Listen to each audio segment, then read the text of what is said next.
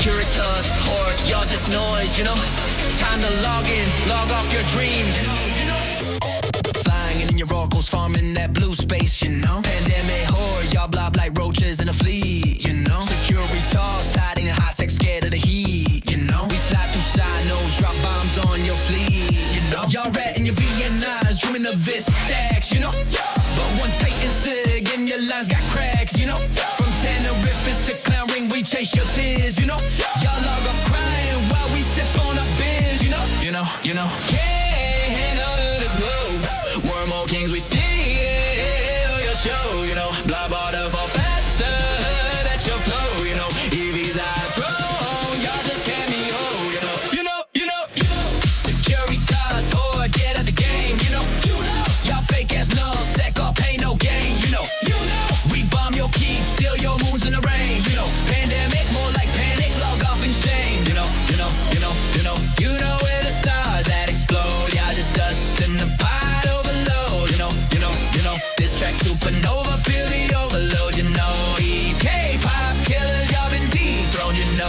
Securitas, suits thinking you're a lead, you know. But your logic can't cloak from our heat, you know. Horde masses like zombies in retreat, you know.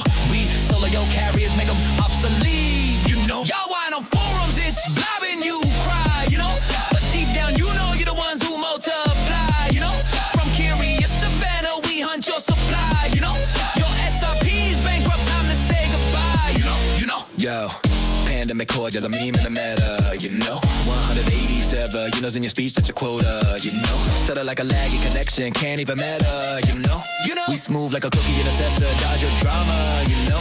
Securitas, supposed to set the giddy for who your own fears, you know. Guarding empty stations, shedding crocodile tears, you know. We structure bash your webs to watch them disappear, you know. Y'all reinforce time as we don't even appear, you know. Blob queen, screen full of balls but zero skill, you know. We fly one ship deep, make your whole alliance spill, you know. From the CFC goes to your goons warm bill, you know. Y'all pay for recruits, we grind for the thrill, you know. 187 fillers, that's your whole diss. Weak sauce, you know. We drop this track, galaxy shakes, total boss. You know. Securitas, Horde, get at the game, you know. Y'all fake ass no sec, I'll pay no gain, you know. We bomb your keep, steal your moons in the rain, you know. Pandemic, more like panic, log off in shame, you know. You know where the stars that explode, y'all just dust in the pot overload, you know. This track supernova, feel the overload, you know. K-pop killers, y'all been dethroned, you know. We run this now, you know. Log off horde, you know. Securitas done, you know. E forever, K-pop slayers, you know.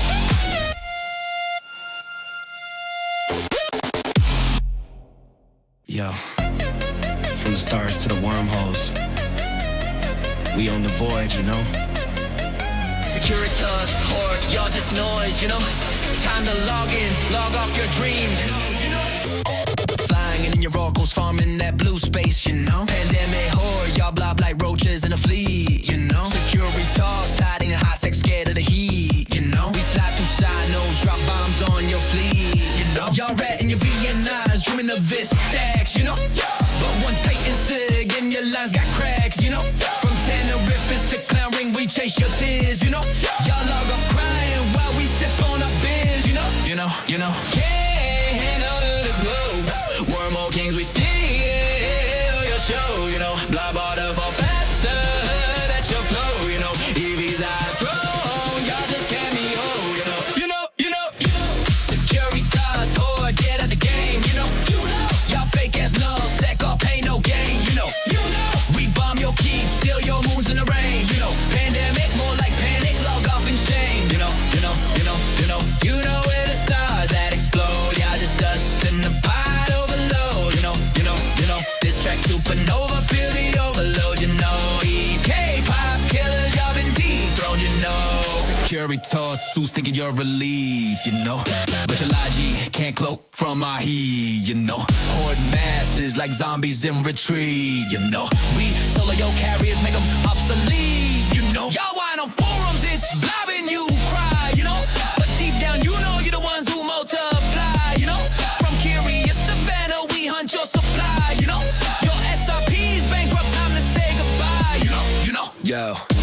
pandemic horde, you're a meme in the meta, you know.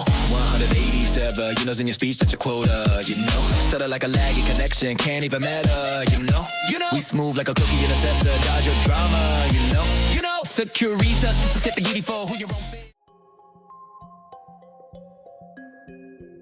When it comes to EVE Online, every player wants to know the most effective tactic available. You want to know the meta. The meta controls everything. It determines what will and will not happen. Knowing the meta will alter your views, make you question your reality.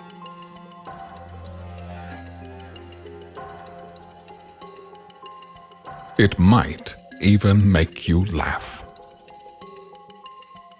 And now, you're part of it. You're watching The Meta Show.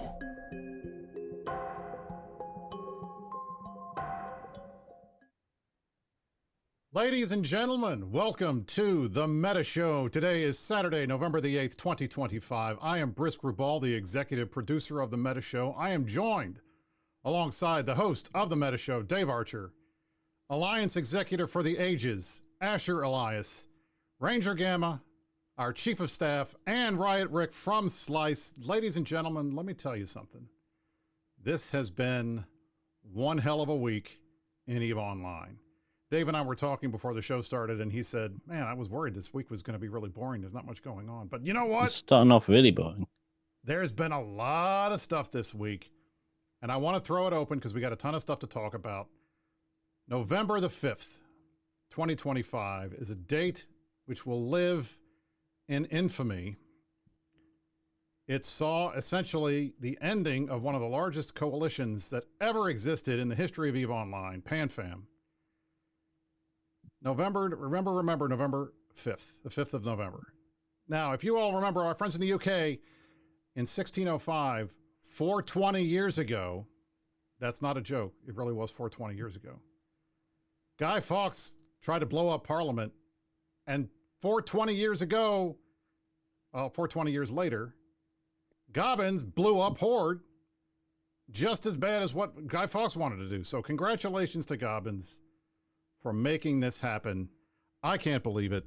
Guys, this is incredible. And I just want to throw it open before we even get started, because Asher...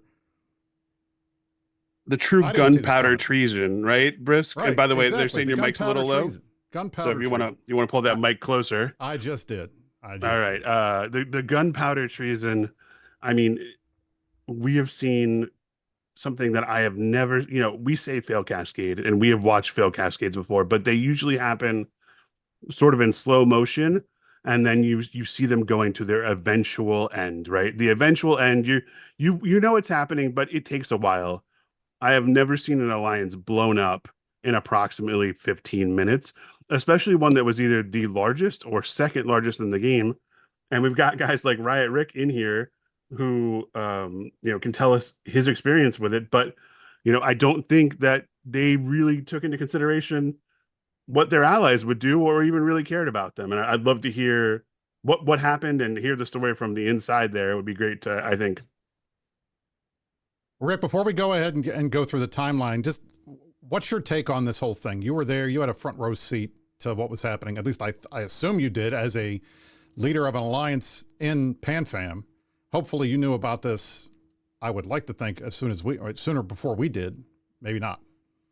Probably not. I mean, the same time as Asher, I think. That's kind of the funny part about it. Yeah. In fact, when it was pinged out, I remember hearing about it. I think at the end of October, we're going to be switching Pancrab staging and super cap umbrellas, and we're like, oh, cool, all right. This new range is going to cover a good chunk of Slice still, and I bought a Keepstar from PL, from Headliner, when they moved over, and I was going to unanchor it, but with this new range, hey, it's going to continue to help Pancrab. Well, little did I know that Artake was not for Pancrab. It was for an exit. So you found out from the Reddit post, more or less, or like from the ping? I was chatting with some of my CEOs, and there was a ping. And maybe a few minutes after that, I pinged Asher. I'm like, hey, I'm done. We're, Right. we are defeated at this point. The war between two coalitions, we're done. So What were if you we looking forward to before this happened? Like, what was your what did you want to happen? You know, obviously you can't control your enemies, but what did you want to happen? What was your dream scenario? we we are very disappointed and sad that we've fought together for 7 years, and these are line bros that we've you know fought tooth and nail with together. We built up some doctrines, SRP wallets, capitals to lose. We wanted to have a big fight. Even if we lose, we wanted to have a big fight. And we didn't get it. Right? It was, I felt it was coming to that. And we had to ping everybody, we had to gather everyone together. Because everybody logs in when home is threatened, right? Right. And Exactly. it didn't happen. The fight didn't happen. And it's sad to see it collapse this way. Now, I'm that- interested in your take on this, and I'm sorry I just stepped on your Brisc. No, I know go you're ahead. Go ahead. but I just really have been dying to ask Rick this question. So, we had shared, and Brisc can affirm that because he knew we had shared sort of the go date, the plan, the invasion plan. Like it was locked in stone. And we'd gone, not wide with it, but we'd shared it with, I think I added up about 70 people. And that's the kind of time where you can get a leak, right? So did Gobbins or anyone from Horde share that they knew this was coming before this happened? And given that you've learned that, do you wonder if that was part of the reasoning behind it? I think 100%. I think that leaked over to somewhere. Mm-hmm. And the indications were, hey, if you have any things that you want to unanchor that's near the border, feel free to do so. And I'm like, why? I'm like, well, if you don't want to risk anything, and that was, I don't know, end of October or whatever, very around the same time as the RTAC staging move. So I'm like, you know what? Maybe I'll unanchor a couple things, but I don't really see why.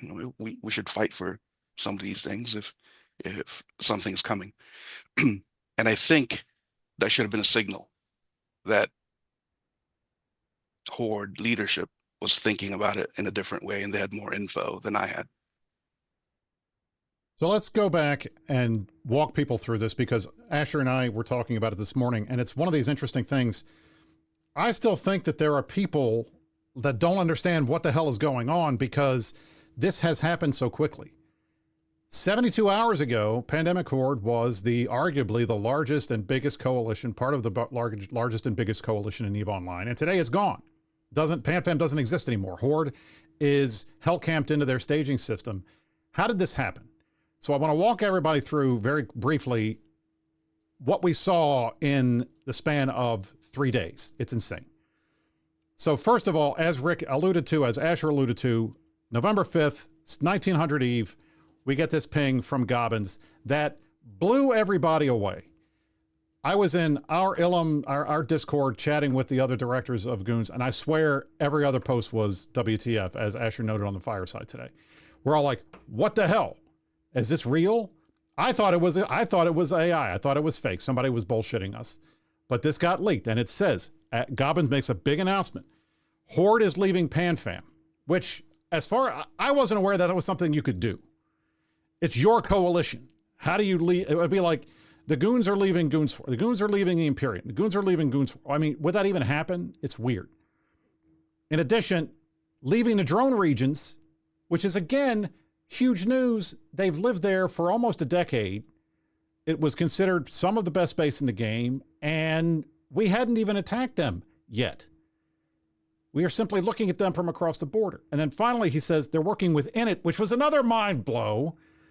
The idea that Init and Pandemic Horde would be even working together, even on something like this, was insane. But then what happens? Then we get the next big news, and that is, in addition to the gold pen, they were going to move to Venal, and they were going to put a keep star up in Venal. The other big news is Gobbins is stepping down after 10 years of running Pandemic Horde. I would like to say I didn't see that coming, but I think we all were expecting it because, let's be frank, Gobbins has been a absentee landlord for far too long. And I appreciate the fact that Asher posted this on Reddit almost simultaneously with the post that he made about us going into Artec A to camp them in. And he basically said, Gobbins is a coward. Asher, tell me more about this post and what prompted you to do it.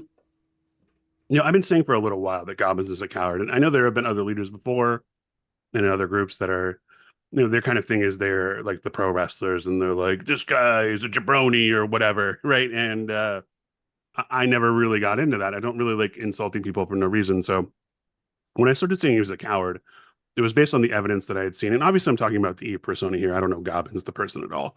But his Eve persona is someone who has run away from fights many, many times. And I think it's pretty undeniable that, you could argue that maybe PanFam was not the strongest alliance as of 4 days ago. Like maybe Imperium had surpassed them. And I wouldn't argue. I wouldn't be like, oh, you're an idiot for thinking that. That's a argument you can make. But in 2021, in 2022, in 2023, and in 2024, PanFam was the strongest alliance in the game. And Gobbins sets the tone for what they do. And we saw them, go over to B2 and attack them. This was late 2023. And Frat and B2 were fighting, and B2 was holding out against Frat. And Gobbins came in and finished off the B2 coalition. And we went there to try to defend them because, this is a brand new coalition in Eve. They've got a real chance. They got some great FCs, some great leaders that we know that could build a great coalition. And we need more of these people in Eve. You need more enemies. You need more people to fight. And you know what they did? They went there and crushed them. And the irony is that those people helped kill them. It is not lost on me. But Gobbins ran over and over and over again. And the final play, the final part of his play is running in the worst of ways, running and leaving his guys behind, not telling Rick that he's running, and, just throwing them to the wolves. I think at this point, we know it's clear that NC Dot received the same treatment. Like their old allies, NC Dot, also found out from a Reddit post. And so when you have something like that, the evidence could not be more clear. I bet he was. I mean, I can't imagine that Vince wasn't pissed. I mean, yeah, this is a huge thing. This was one of the biggest things that's happened in Eve in 5. I mean, it's arguably the biggest thing that's happened since the end of Vietnam. And Gobbins leaving at the same time as moving the entire alliance right into the middle of Fraternity's lap in Venal, which is another thing I don't understand, but we can talk about in a minute. That to me was crazy. And that none of you guys got a heads up is just complete and utter malpractice. Now, what happens next? Chris, before you Go do ahead. that, you know Go what the ahead, most Ranger, interesting part of Gobbins announcing he was leaving? Who's his replacement? It's not on that post. It's not. Yeah. And we He didn't didn't say know it for days. for John. days. And we'll get I there also- eventually. But it's, that was nuts. Before we move on, I do have a quote from Lady Scarlet saying that they were completely blindsided by it, and that was about 20 minutes after the ping was sent. She told me that. So, So they- Our Rick didn't intel know. matches that. They were He's they head were of the stunned. third largest PanFam group. Lady Scarlet and Vince didn't know. Number 2, Gobbins knew. We don't know who the leadership is. All of this has happened right around 1900. We know who it is now, but we'll get there in a minute. 1900 Eve on November 5th. Now, one of the reasons why I love Asher Elias in a way that very few men love each other is because of this next ping. Okay? He didn't stop. He didn't think. He didn't question. He didn't wonder. He said, resub your accounts. We're going to push into their stager with Titans and Supers. These cowards don't get to walk out for free. Less than an hour, 40 minutes from Gobbins' ping, and boom, we are headed towards Artec A with an entire fleet of subcaps. And eventually we got into a big dread fight. I killed 20 dreads that night. I hadn't killed a dread in 5 years. Well, that's not true. I killed one last week, but it was for the biggest fight I got to kill anything in a dread in forever. Asher, what was going through your head when you sent this ping besides, fuck these guys, you don't get to run away? That was mostly, I mean, the first off, I was just shocked because it was like, sometimes you ascribe too much to your enemies, and I'm like, there must be more to this plan that I don't understand. What am I not getting? Like, I'm running through how I would handle this, and why is it so different? Like, why haven't they secured their route out? Why haven't they snuck out stuff? Why haven't they done any of the things? We did see them unanchoring a lot of fortizars, so we knew that was happening, but I couldn't believe. So I'm trying to figure out what's the play here, what's the trap, and it took me like I had to go through the 5 stages of grief for this coming war super fast. Yeah, right. And then send that ping out because like you don't get a lead for free and you don't like it's hubris to the maximum to think that you can just say we're leaving and we're just peace out and like not have a defense plan and then to type out on the pings that you might have for later. We were shocked that they would hell camp us. We couldn't believe it. It took us by surprise, the vigor that they showed. What is wrong with these people? Don't they know anything about us? It's like they thought we were like them, and it turns out we're not. And the ultimate irony is that we've got Rick on here, and I said this in a ping a while ago or a post somewhere. Rick is a guy who I viewed as a super pest, and I mean this in the nicest of ways, Rick, the most complimentary of ways, because the guy always has a plan for how to annoy you. Even if he doesn't have the superior force. I even got baited by one of his stupid procurers once, and I should have known better. Like he always has a stupid plan, but he's got a plan, and that's what you need to have. You need to have a remember plan. Declan? I baited you with a Titan. I don't want to. I blocked some things from my memory, Rick. I don't want to talk about it. All right. The other thing about the whole thing is afterwards they were also shocked that, well, some of them were shocked that their former allies didn't come to their aid. You just announced that you're walking out on them and you're expecting your ex to come and save you. Like, I didn't get. And also, we had our speaking recon of, guys. Oh, sorry, go ahead. Chris. We had our go ahead, recon Ranger, 'cause guys. I was going to go to the next thing. Go ahead. Yeah, do a big list. We were actually talking about this at our space meetings last week, and we're like, oh, here's a list of all their structures that they pulled. And it was incredible. We were going to release it this week. Doesn't really matter now because they're all going to die. But it was hundreds of structures got pulled. And we're all like, this is weird. I bet their line doesn't know how many of these structures have actually been pulled. Zintage, insane man that he is, went and counted 254 medium structures got yoinked.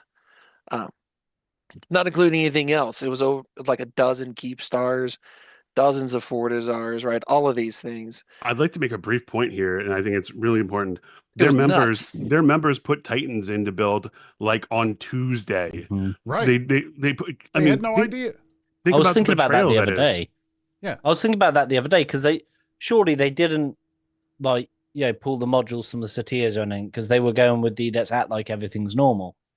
So there's got to be like almost trillions of ISK worth of members stuff that they're never going to get back because they're all about to be aborted. Absolutely. And Rick, even can I ask you more than that, and I'll bring this point, and then Asher, you can ask your question.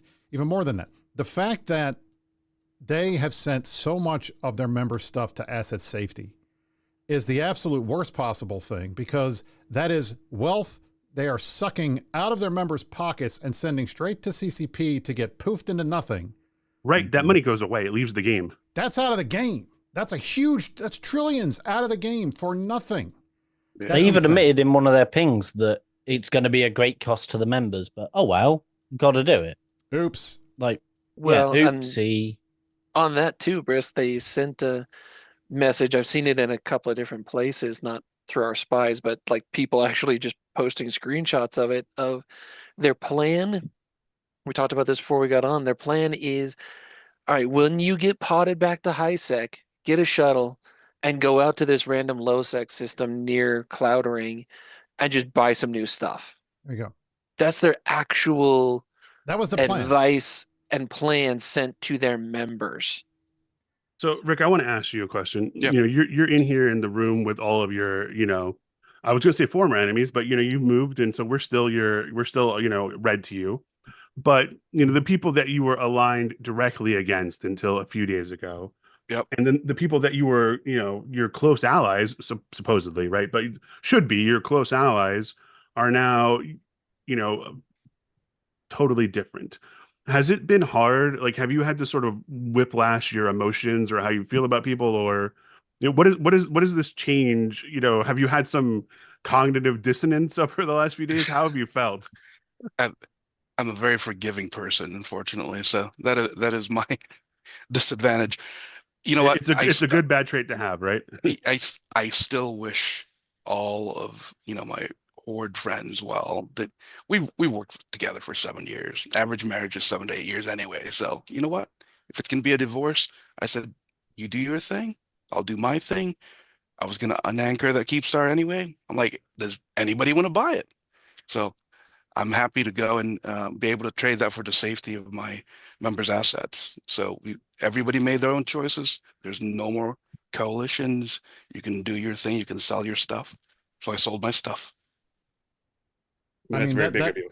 that to me is absurd. And I think it lends itself to the idea, and I think every sign is pointing to this, that this was a spur of the moment move made by Horde, made by Goblins, without really thinking it through, without any real planning.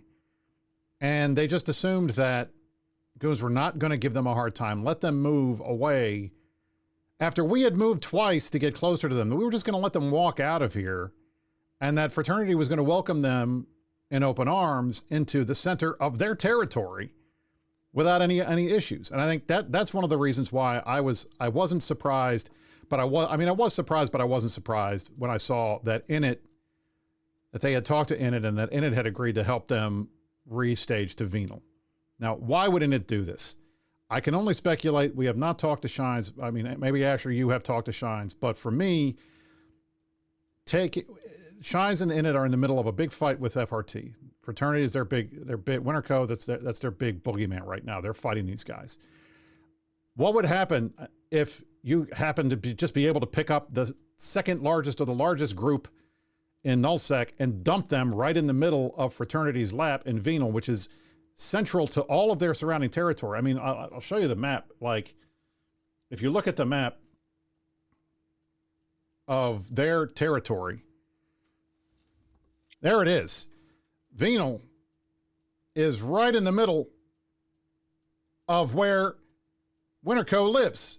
It's a 5-way path. It goes to all 5 regions. Exactly. I mean, it's insane. Like, I'll pull up the dot land so you guys can see that. Where's my dot land? There's the dot How they land. thought they were going to it's right online a there. Keepstar. Like, It's crazy. Like, this is their territory. Up through there is Init. Venal's right here. All of this orange is Winterco's territory. Why did they think that was going to work? Why did they think that was going to happen? And I think, to me, almost instantly, we saw a lot of problems for Dark Shines and Init because his own line members started complaining about this. We saw this post on Reddit go up. An initiative line member helping Horde is a very hard pill to swallow.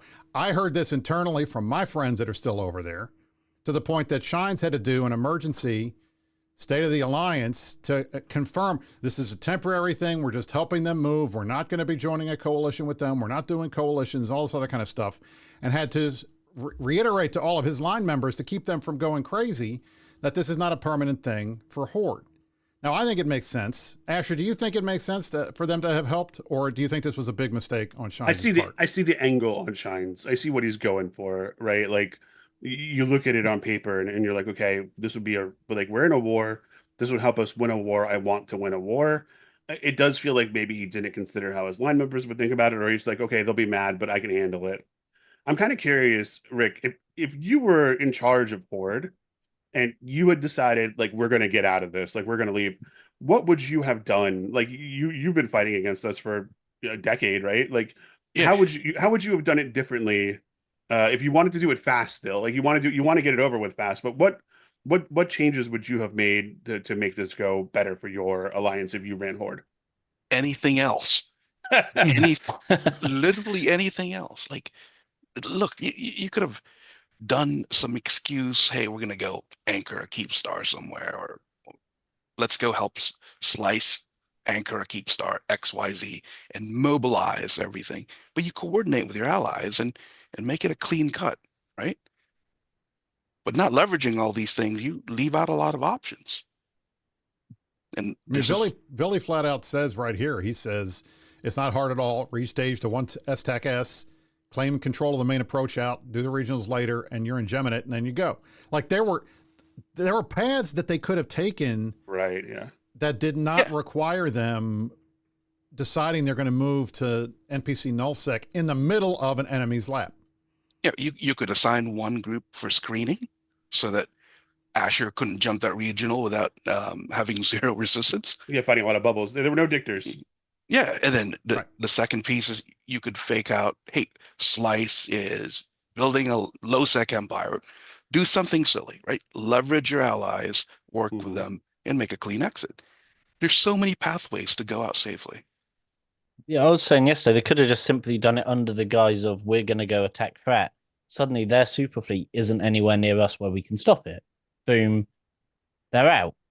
But they, decided to just run. Billy says in the chat, my evac was fantastic compared to this, which I think is some of the most damning praise I've heard in a long time. Let me tell you. So as you can see on the screen, within a matter of hours, we had completely hellcamped the Artak A Keepstar in, and we were killing dreads. The entire fight on the Artak A Keepstar seems to me to be indicative of everything that happened that day. And it largely seems like Horde just didn't anticipate that we were going to go balls to the wall. Asher, can you tell us a little bit about that fight? Now, this is sorry, I got it pinged at the same time. This is when they tried to retake the undock? Yes. Basically, when we got there and we're bubbling it, and then they started. Right, so we held it through fighting. EU time zone. We locked them down as soon as we got there. And I guess they thought we would just sit there for a couple hours, and so they didn't do much. They tried a couple things, but it wasn't much. And then in US time zone, they pinged for 4 fleets. They didn't get 4 fleets, but they pinged for 4 fleets. They undocked a really competent dread and carrier fleet, and they retook the undock for about 3 minutes. Like we had to warp off 3 times, and then we would go back. And we megaform dreads. Nice, my team just scored a touchdown. We megaform dreads. Go Hurricanes. Yeah, thank you.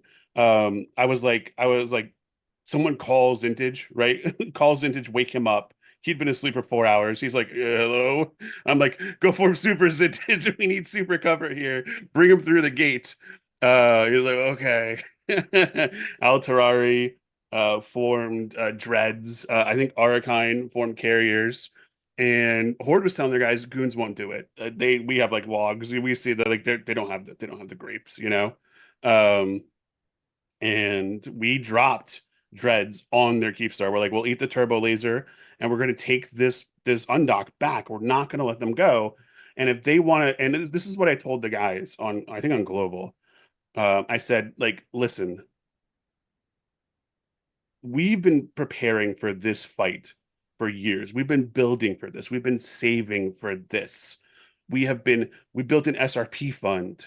We've built a dread replacement cache. We've done all this work. So we can push in now and take a fight on extremely unfavorable terms, but we'll get the fight, or we can give up on this forever. Which do you want to do? Because I was like push in, and some people were being wisely, I would say, like, hey, maybe we shouldn't. I said, which do you want to do? And after I said that, they go, let's go in. Let's go in. Because what else are we doing it for? And so we dropped the dreads, and they immediately desieged. They went back into their Keepstar, and they have never come out since then. I killed 20 dreads. I was very happy. It was nice because I have that. It's funny because the ship I was in was a Zernitra that Darkshines and I bought the first week they came out. It has never killed another ship in anger. It's only hit structures. And I got 20 kills with it. I was very, very pleased with this. This was good. And the rest of us seem to be having a lot of fun too, because let me tell you, the first day battle report, this was the first day of the Hell Camp. 1.16 trillion ISK killed from Horde. We lost to about 265 billion ISK, and a lot of that was dreads. But Horde lost way, way more. And that was the first day. Day 1. Day 2, the next day, they lost another trillion ISK. By this point now, over the last 72 hours since the Hell Camp has started in Artak A, Horde has lost something close to 3 trillion ISK worth of stuff. That is nuts. And whether or not any of that gets SRP'd, I don't know if people have enough gobloons to get that. I don't know. Is a gobloon still a thing? Has it turned into Rick, where does Zimbabwe the money go, dude? Where did Horde's money go? This is what I don't know. That's another question, and I wanted to ask you this. Where did the money go? Where's the fucking money, Lebowski? I believe they were funded, man. I believe they're fully funded, but they know it's expensive to even promise anything with these asset safety fees and such. And they did mention on the town hall that they're going to continue to have the gobloons and whatnot. So that will continue from what I heard.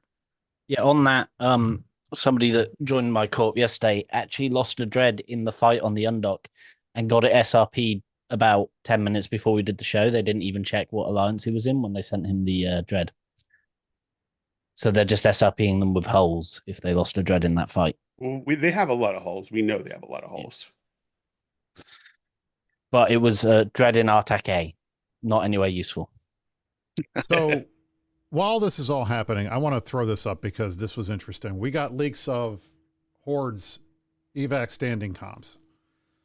And I'm not going to play the whole thing because it's an hour long. I'll throw the link in the chat so you guys can listen to it if you want. But I'm just going to play a little bit of this so you can hear what the Horde line members thought while this was happening. So just bear with me for a couple minutes while we play some of these.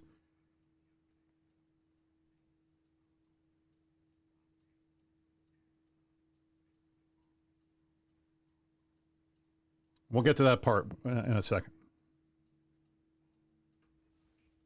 We will not be defending this keep. We are to move to our new staging, which has been linked in Fleet. Oh, come on, we are getting back to fucking E8 again? Oh, no. Not E8.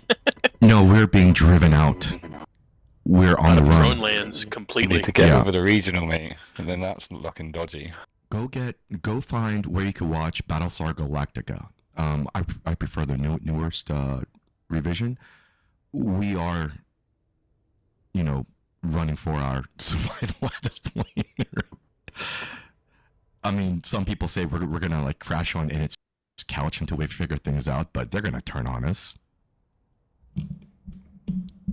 And we've left PanFam. I mean, we've got the word pan in there.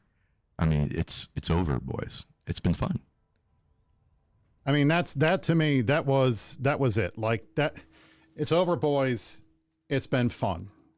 Like this is, holy crap. Like for these guys, I just can't imagine what they're going through because nobody had any idea what was going to happen. And suddenly they're having to deal with getting all their stuff out while we are actively pushing their shit in. So what was the next plan? Well, obviously the plan was Gold Pen the next day, 1900, 24 hours after they made the announcement, they decided to drop this Keepstar in Venal and try to online it. Well, what happened? What happened was Fraternity happened. And that Keepstar died in a fire as it was onlining. Didn't even get close.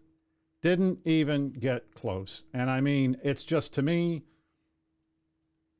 you have to wonder, what kind of hubris is it that they think that not only are they going to move all their stuff, get enough subcap fleets moving to get to Venal, when their staging system that they had everybody move all their stuff to was being camped to hell, and that somehow in it was going to get from Pure Blind all the way up to Venal without FRT fucking with them on the way. I don't know. What were they thinking?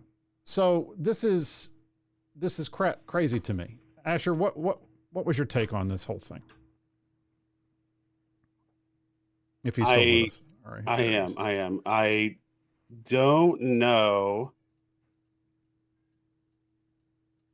I don't know what the plan was. In so many things, I don't know what the plan was, but you can't do a move op and a gold pen or whatever you call it. You can't do a CTA and a move op at the same time. How do you you have weeks, and I think Rick alluded to this. drop the keep star in Venal and say Slice wants to have a keep star to harass miners in Venal or whatever, right? How do you not do anything like that? Like, what is the plan here? It's so half-assed. It's so half-assed. I mean, it's not even half-assed. It's no-assed. I don't know what the plan is. It's shockingly incompetent. Shockingly incompetent. There's the kill mail. 2,353 involved in shooting this keep. I was there when we were forming our fleets, and we were in command comms, and I'll tell you, like, we were still trying to figure out, they were trying to form anything they could get in MTech-O and other systems that were not being hell camped, just try to get people's bodies physically over to Venal, and they couldn't do it. So to me, this entire thing smacked of absolutely no planning. So they're done at this point. They have their emergency exit strategy is gone. The Venal Keepstar is dead, and it was not able to help them. So we get the next big post, and this is from Gobbins again. And frankly, as far as I can tell, no one has heard a word from Gobbins besides Pinks. He's not done any of these. I guess he has met.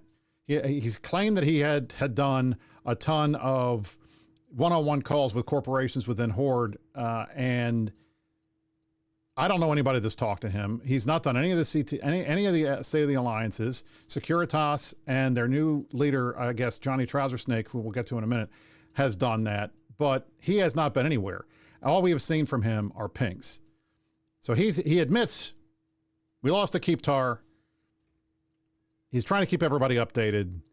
They formed good numbers for the Gold Pen, but many were stuck in Artec A, almost half in MTO, and it formed 3 fleets, but it didn't help. We had 2,300 people on the kill mail, as I noted. They still managed to get a fight, et cetera, et cetera, et cetera. They're trying to figure out options. One option is to drop more structures and try to get more alarm clocks, but they're trying to figure it out. Listen, I don't want to Godwin's Law this meta show at all, but it definitely feels like someone's hanging out in a bunker. You know, just surrounded and hanging out in a bunker and wondering what to do next. What are you going to do? What are you going to do? To me, that was crazy. So that was Thursday afternoon. This was my favorite ping of all from the entire time. So this was That's an excellent ping. Cryas, who was one of their old FCs, came back. What a hero. I guess he had not been around for a while. And he put this ping out, hey, we're gonna go in the MJ Keepstar, we're gonna go and go roam around, try to find some content. Edit, where keep? Where keep? Where keep? This is how fast moving this was. Even their FCs that have ping authority, I guess everybody has ping authority in Horde, but guys that were out there trying to just play the game had no idea that this was happening.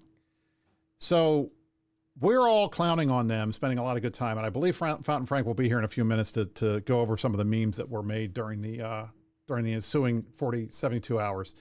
But we're all trying to figure out, okay, who is in charge of Horde now? Who is running Horde? Gobbins is sending out random pings, but who's doing the actual work?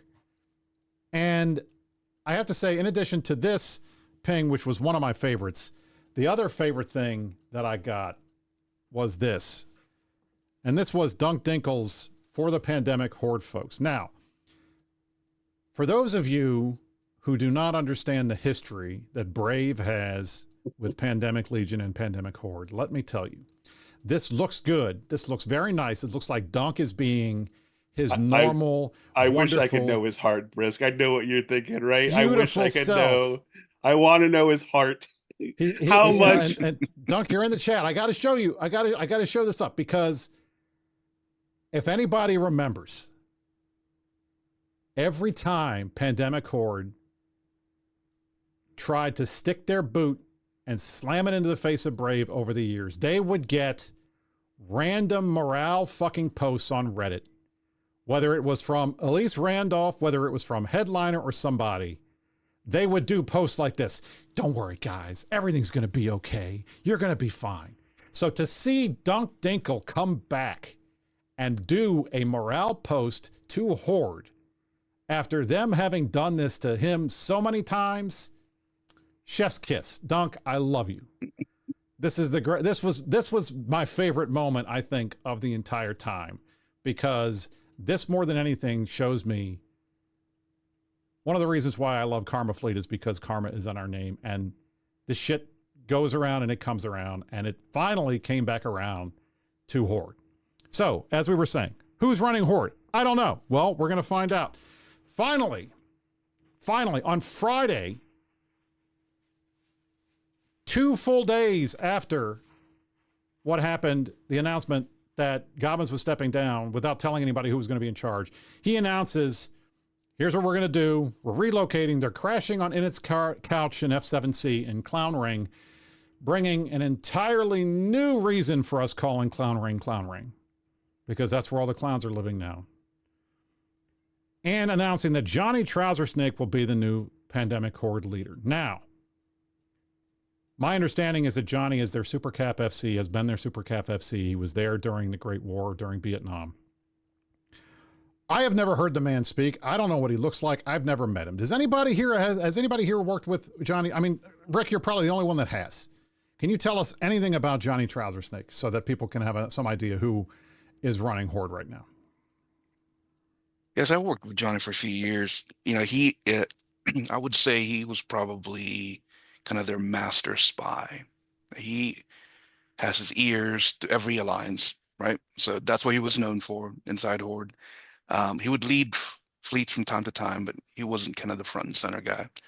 I think he's capable as long as he's supported by the likes of like Devron and Securitas. I mean, he will need as much support as possible to kind of restart this thing.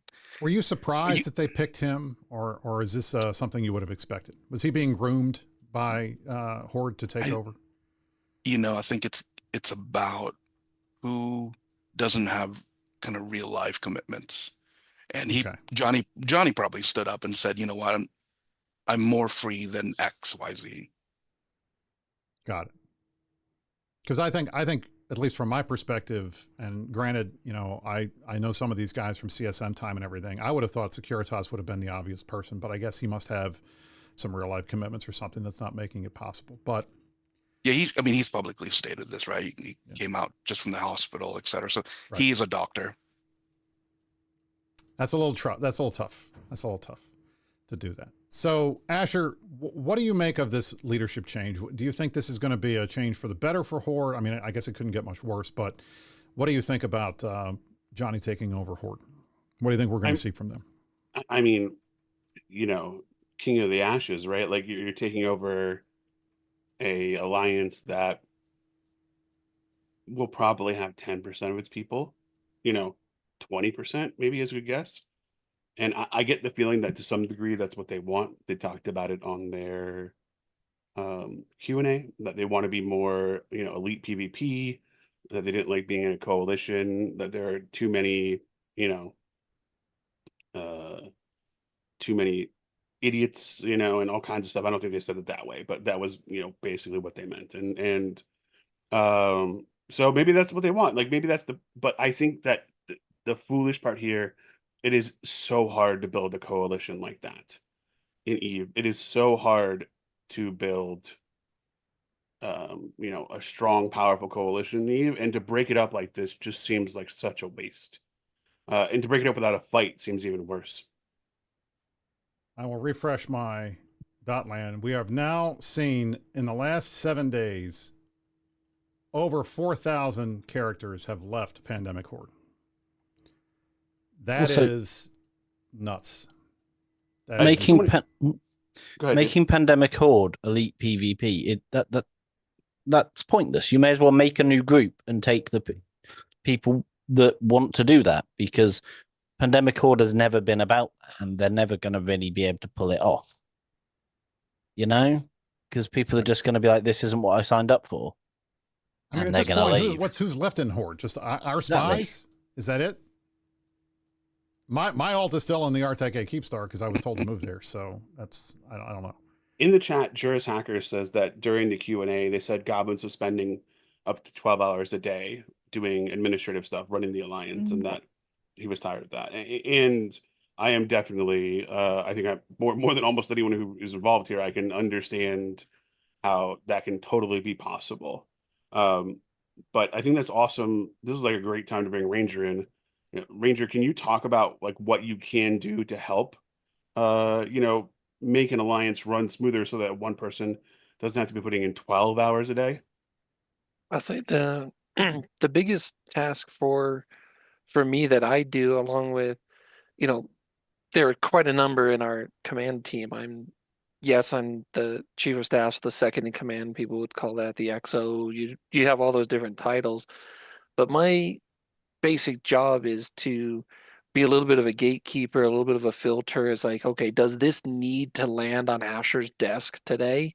It's like, no, this is a GSOL thing, it goes over to this person, or this is a Cord thing, it goes over to this person, or it's a finance, it goes over to this person, or it's a corp thing, it goes over to this person. Um, most of what I do as chief of staff is just trying to grab as much of this stuff as I can so that it doesn't go to Asher's desk directly, and that he's able to speak with, we call them the autocrats, right? The other leaders of the Imperium. So he's talking to those guys, and I spend a great deal of time talking with the CD directors. It's not on one person. That's how you burn people out. You have to have a whole group of people sitting there, right? Asher's the boss. He's the space emperor, but there's more than a dozen of us who head up the different pieces of our org, who technically all answer to me, and then I answer to Asher. But it's spreading that load out so that you don't burn people out, because it's super easy to do. It's one of my nightmare scenarios. Is my big thing is just watching, not Asher's burnout. That's one of those pieces, but it's keeping the rest of our orgs from burning out, is making sure that our people are good. That's was just mentioned there in the chat. I literally just saw it. The word is delegate. Delegate is what matters to this. You cannot run an org of 10,000 real humans by yourself. It's not going to happen. Ranger, can you talk about the trust that involves? 'Cause I think that's sort of the hardest part to get to. Yeah, it does help that I've known Asher for 10 years now, more or less. I first met him in 2014, I think it was 2015. We've known each other a long time. Everybody in our command team at our highest levels, we all know each other. We have some pretty good fights in our chats. Better than the ones definitely Pandemic true. Horde gave us. Yeah, better than Horde goes. Yeah. Given that, yeah, the wet fart that was Horde's attempt. But it's being there. So when Asher goes on vacation, or he's doing something, he doesn't have to blindly panic and just go, "Oh, I need to check Discord every 10 minutes to make sure it's okay," right? His faith is in us to not burn down Goonswarm and the Imperium, and that's what you have to have. And personally, just based on what I see here, and I was going to mention this earlier, but we got on a nice string of other It things. happens. Brisc, you were mentioning how like people didn't get stuff out. Oh, but there are some pictures of who did get their Titans out of Artak A. And it's an interesting coincidence of who did get their stuff out of Artak A. Who Kind of is, gives you deja vu, doesn't it? yeah, it's very similar to what happened 4 years ago when they Hi, bitched Villy. out after Vietnam. Yeah. And I want to put this in perspective as well. As someone who has helped do 2 or 3 moves, depending on how you want to count it, for Goonswarm out of 1DQ, right? Then we moved to UQ, then we ULX. moved to UALX, Oh, yeah. then we moved to CJ. That's a hell of a lot of work to do that. On the screen, Farmer Sand, he got his stuff out. Yeah, it's a crazy amount of work to move this. We planned these moves for months at a time. We moved out of 1DQ. We told our entire alliance for weeks, get your shit to 49U and just sit there. We're just going to move everything there. And then we put hundreds of nerds and warships on both sides and said, all right, gate's green, take your freighters through. That shit was annoying. Rick, can I ask you about Shangley's that? got all kinds of stuff. Yeah. Rick, I got a question for you there. We have marveled a long time over why they just let us go through that gate, which could have been the most annoying thing they could have done is just sat dictors in there for 3 days and made it just the world's worst move op ever. Do you have any insight on that? Do you know, was there any directive to you or communicated to you about why they would or would not do anything like that or anything like that? You asking me, Asher? Yeah, I'm asking you, Rick. This was Delve related? So when we moved out of Delve, Mm-hmm. we thought the worst thing that they could do would be to just put dictors on the gate, just harass us. And they and I'm talking about Horde, they basically did nothing at all. And do you did you hear any information from Goblins or from the Horde team about why they didn't do that, or did they give you any guidance on that at all? No, no, I don't think I was too involved with kind of these Delve battles. I was way late into it. I remember. I'm talking about when we moved out of Delve, like a little over a year 6 ago. months ago. Yeah. Yeah. No, the only thing I heard was I was trying to think. I think it was BFL that was doing most of the work, if I remember correctly. At the tail end of it, we were really never participating in BFL, but they all of a sudden asked, can Slice go over here and give some more numbers? And then a couple of weeks later, it just sputtered up. And that, I think, to me, was the most amazing thing that when we moved out of Delve, that every other time we had ever moved, generally speaking, it had been because we were forced out. And so we expected to get waterboarded the entire way. Like bubbles on gates, the 4 Tech O gate, the 49 Tech gate, those would be bubble to hell. We'd have dredge dropped on us every 5 minutes from NPC Delve and everywhere else. We just assumed that we were going to lose a ton of stuff. Goons lose Titans on move ops. It's just what we do. That's for sure. And I don't think we lost one. No, maybe we didn't. one. Yeah, we did not. Yeah. It was absolutely crazy that we got it to move in trillions and trillions, and the biggest move op in the history of EVE Online, and it was completely uncontested. That to me was amazing. The other thing we did when we moved is, from the FC standpoint, for instance, if we wanted to get our stuff through, we took members with us. We pinged and set up a formal thing. We never left anyone behind. I remember at the time I was working constantly, so when I could get time, I set up a move up for everyone to move my stuff and their stuff out. Whereas, I'll say, and I see Kaz in they run away. in the chat. We in our private chats, myself, Kaznir, all the other command guys, we're just like, okay, what is our acceptable level of breakage for shit that we're gonna lose? We lost one time. We lost I am Titan. We lost that guy, but that wasn't on a move up. That was him moving on his own like an idiot. Yeah, we got nowhere near our worst case. It was like 10% of even our worst case one didn't come to pass. It was a really, really small amount of money of stuff that we lost in these move ops. The first day of this camp, they lost more than we did in 3 months of move ops. It's, to me, it's absolutely crazy. It's crazy. It's crazy.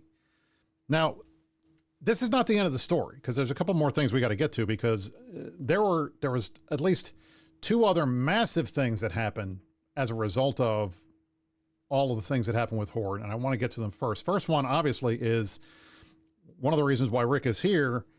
We just got this ping from Nerouse earlier today. This leak is courtesy of Zigam. Thank you, Mr. Unlucky, for getting this to me. It looks like everybody that's left or was left in PanFam is dead. Like buried in the backyard, dead. Everybody that was in PanFam is either no longer in PanFam as in Horde or has moved to Winterco, including NC Dot, Slice, and some Southern Blood and Probe.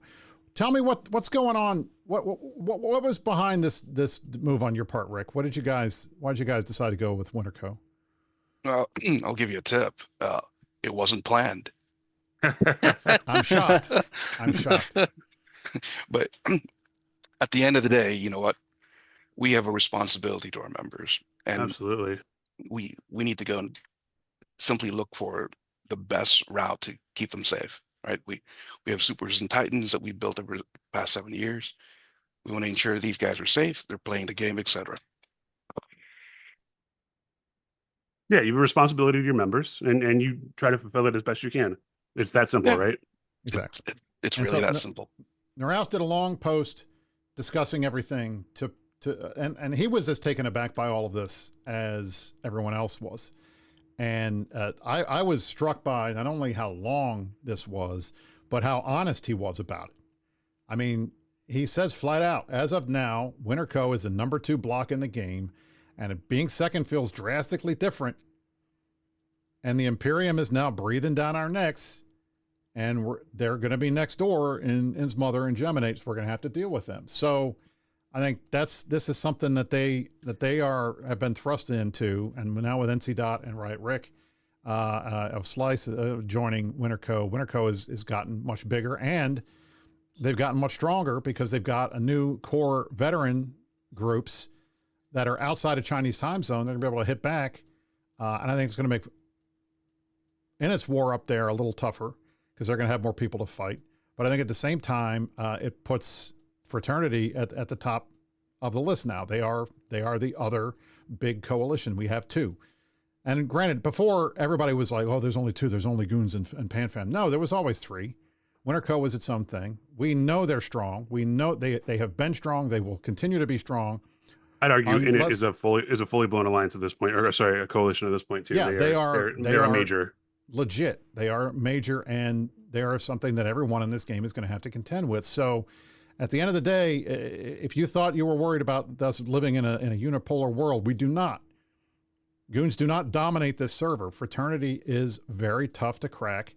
They just got a hot beef injection of really good PvPers. And not only that, sorry, I thought that was funny. Anyway, not only that, they have the best time zone tank in the game. And unless and until CCP does something about it, if they can do anything about it, the reality is Fraternity is in a very good position. Now, yes, they're fighting Init, but man, that fight with Init is looking a lot different today than it was just 3 or 4 days ago.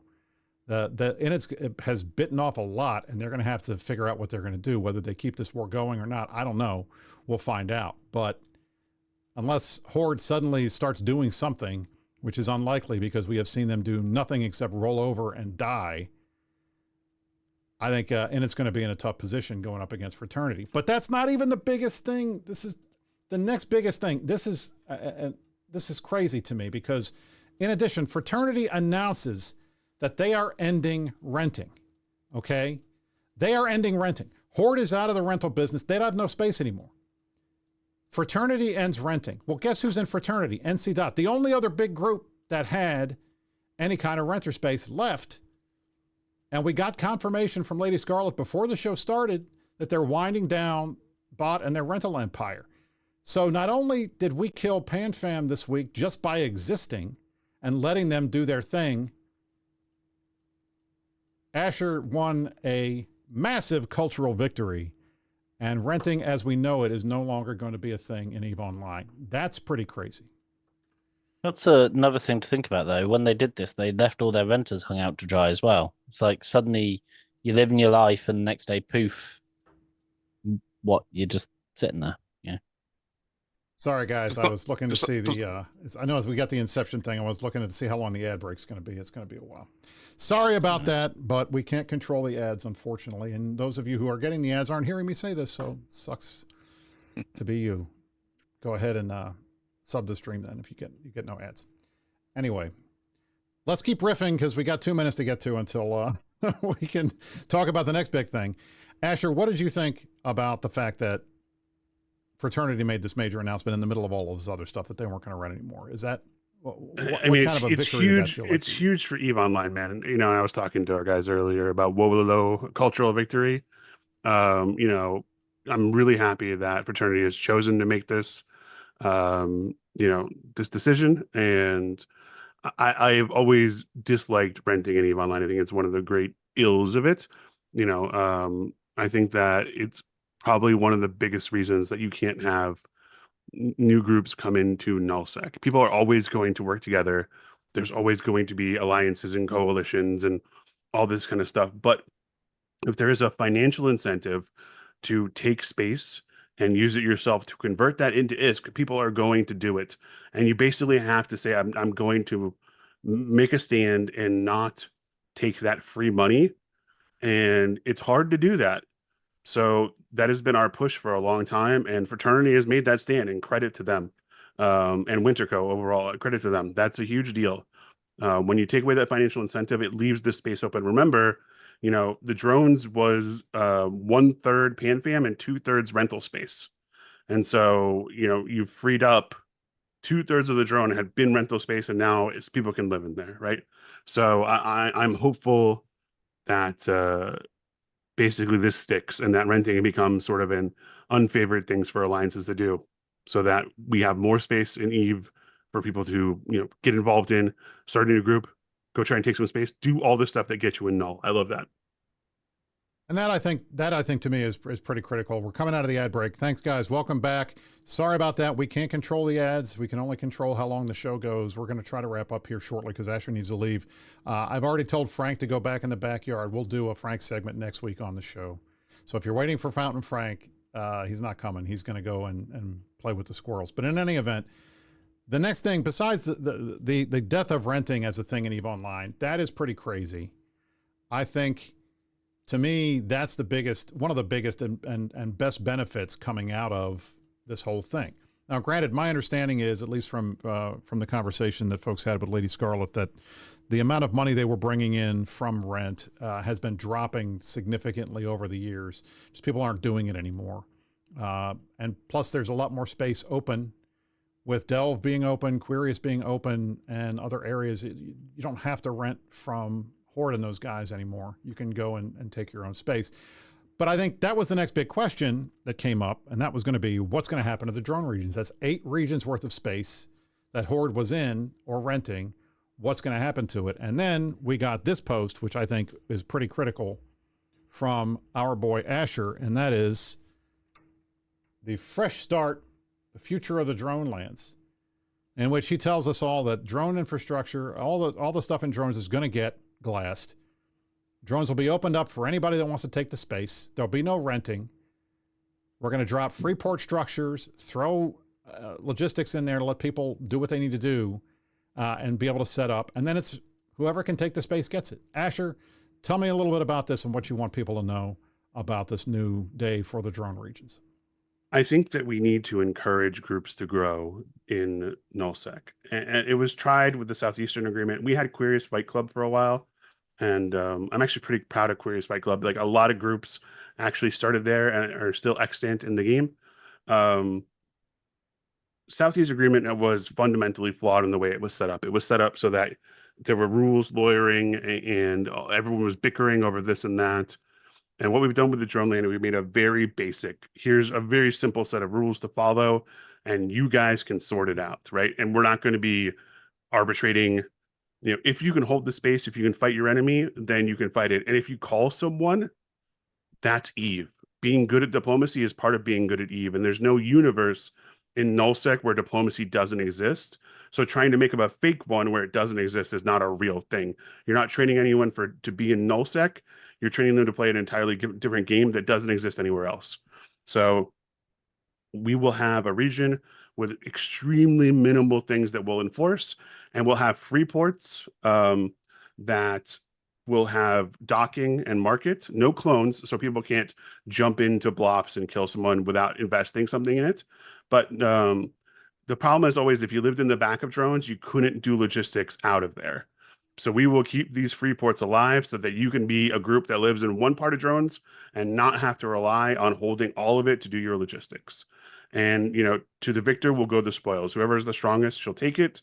We won't be putting our finger on the, scale as far as we don't care. Maybe we go there and fight with someone, or maybe we don't. It doesn't matter. That's Eve for you. We're going to make it like a place where people can grow into a new group, like B2 should have been, like other groups should exist. Hopefully we get some new people out of this group. And then, Rick, can you tell me just a little bit about one of the Freeport Keepstars? Yeah. I mean, Asher knows we've ran a Freeport in 1L Wicked Creek for a couple of years back in the day.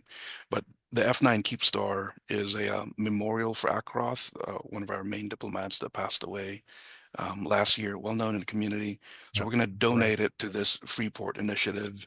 And Asher has thankfully agreed, that he'll maintain the name to continue to memorialize Akroth. And I very much appreciate that. Now, Asher, I'm going to ask you some tough questions, and we're going to get out of here because I know you got to go. There are a lot of people out there that saw your announcement that were very skeptical of it. They assumed we were going to keep all the moons, that we were going to keep all the metanoxes. What do you say to those people who had conspiracy theories about this space? That we'll be taking no moons, no metanoxes. I mean, I don't know if some corps have been dropping metanoxes, but we will not be keeping them. We won't be holding on to any moons. And if you want to be in drone space and hold Sov there, you will need to not be blue to the Imperium. That's just all there is to it. It's going to be the same rules for everyone. We want groups to grow, and it's not going to be space for Imperium alliances or for goons to expand into.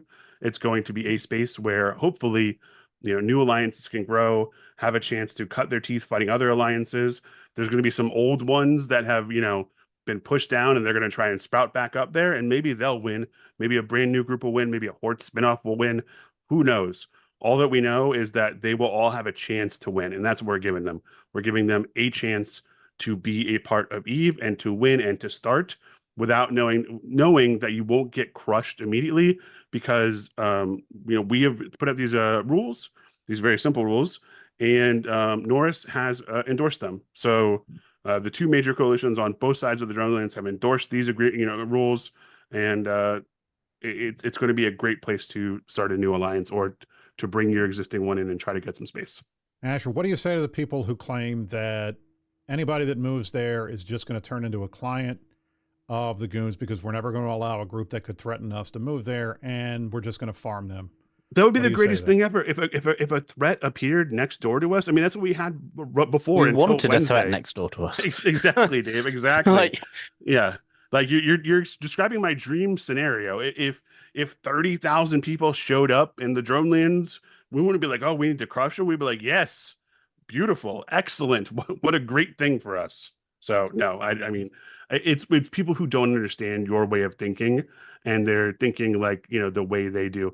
By the way, I see you've only upvoted me 41 times there, Brisc, and I think you need to up those numbers. I need to work on that. Those are rookie numbers. You don't post enough, Asher. That's the real problem. I need you to start increasing the amount of posts that you make so I can keep upvoting you.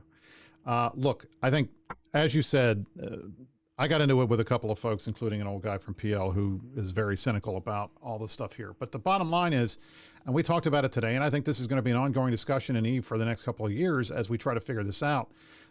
What happened this week, Pandemic Horde basically walking out back and jumping off a bridge, this is going to have a lasting impact on the game. It's going to make the game interesting for a little while as we figure out what's going to be the new meta, what's going to be the new nullsec, how are things going to turn out. Trying to figure out the power dynamics.